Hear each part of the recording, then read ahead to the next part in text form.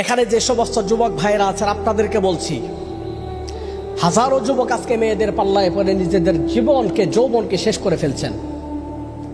আপনি তার হাতে হাত রেখে ওয়াদা করছেন যে সারা জীবন একসাথে চলবো, বাঁচলেও একসাথে বাঁচবো, মরলেও একসাথে মরবো, যা করবো সব একসাথে। অথচ করোনার বছর একটা বিষয় দেখলাম, অবৈধভাবে পার্কে গিয়ে প্রেম করছে যুবক যুবতীরা। পুলিশ পিছন থেকে ধাওয়া দিয়ে দুজনদের ধরে ফেলছে। আড়ালে নিয়ে ছেলেরে কয় তোমার কি হয়, কে আমার মামাতো বোন। আর একজন জিজ্ঞেস করছে এটা কি হয়, কে আমার খালাতো ভাই। দেখেন, যেখানে দুনিয়াতে পুলিশের ভয়ের কারণে সম্পর্ক শেষ হয়ে যায়, যেখানে দুনিয়ার পুলিশের ভয়ের কারণে আপনি সম্পর্ক চেঞ্জ করে ফেলছেন, ভাষা উল্টিয়ে ফেলছেন, সেখানে যখন আপনি কবরে যাবেন আল্লাহর ফেরেশতাদের সামনে, আযাবের ফেরেশতাদের সামনে, তখন আপনার ভাষ্য কি হবে একটাবার ভেবে দেখেন ভাই আমার।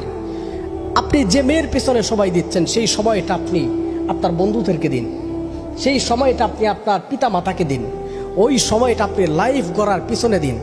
একটা সময় যখন সফল হবেন, হাজারো মেয়ে আপনার জন্য পাগল হয়ে যাবে, হাজারো মেয়ের বাবা মা আপনার জন্য পাগল হয়ে যাবে। আপনার চিন্তা ভাবনা শুধুমাত্র একজন কেন্দ্রিক হবে না, পুরো সমাজ কেন্দ্রিক হবে ইনশাআল্লাহ।